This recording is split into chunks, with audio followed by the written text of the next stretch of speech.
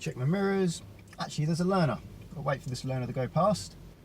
Right, no one else coming, no one in my blind spot, no one around, don't need the signal, I can get going.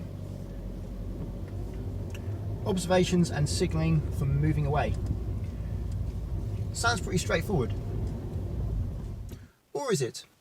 As a driver, it is your responsibility to make sure you don't make anybody else brake or steer as a result of you pulling out.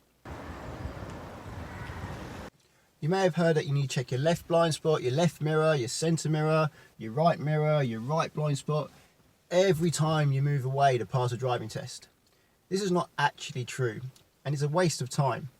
By the time you get all the way around here, your left is really out of date, really old, so anything could happen there if it was necessary anyway. You only need to check the relevant mirrors and blind spots to help you see what's coming. At the moment, the left mirror is not really telling me anything. When I move away, anyone standing on that pavement is not going to be affected by me. The centre mirror, on the other hand, is quite important.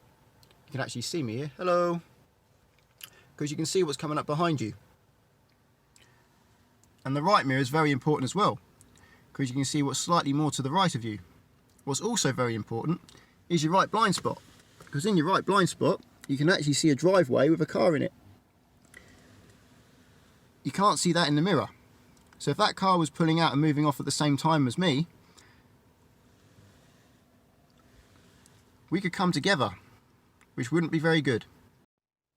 However, when you're stopped on the right hand side of the road, as I am now, using your centre mirror and your left mirror and your left blind spot, which is out of that window there, is more important than your right mirror on this occasion. So another good time to check your left mirror is when you're parked on the left side of the road, but the road is bending to the left like it is now. My right mirror doesn't actually show too far behind, but my left mirror actually gives me a lot further down the road because of the way the road bends.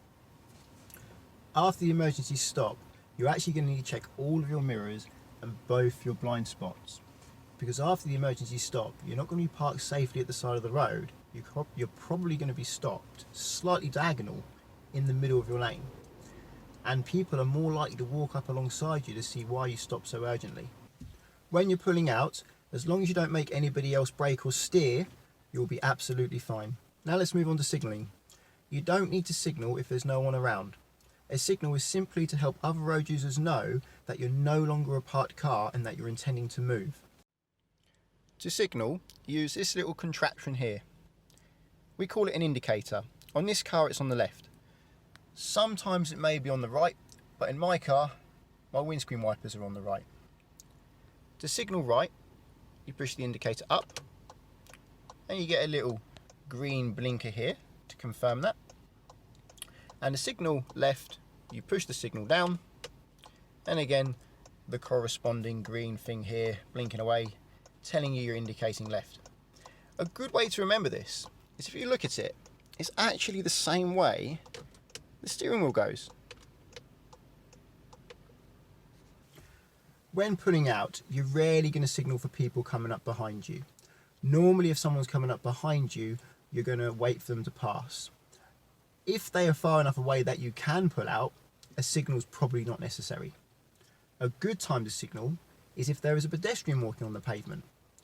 You don't know that that pedestrian may want to cross the road, so signalling will let them know that you're about to move. That way, hopefully, they won't cross in front of us. Another good time to signal is when there's oncoming cars. Sometimes the oncoming cars may be wanting to pull into a driveway or park in front of us, so signalling will help them know to stay on their side of the road.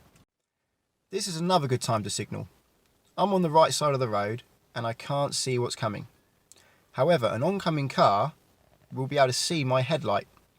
So if I put my left indicator on, hopefully they'll slow down for me as I edge out and try to improve my view.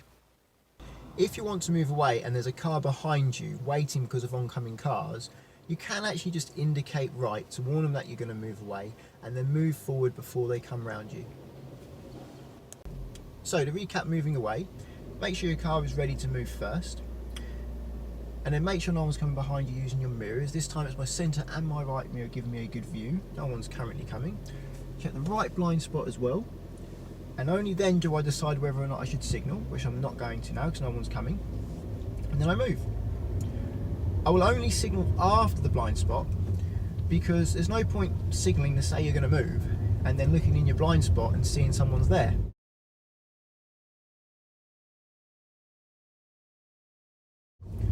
Another very important point is that your observations must be new. You mustn't look round and then move away 5 seconds later. You should look and then move, which is why it's so important to make sure your car is fully prepared before looking around.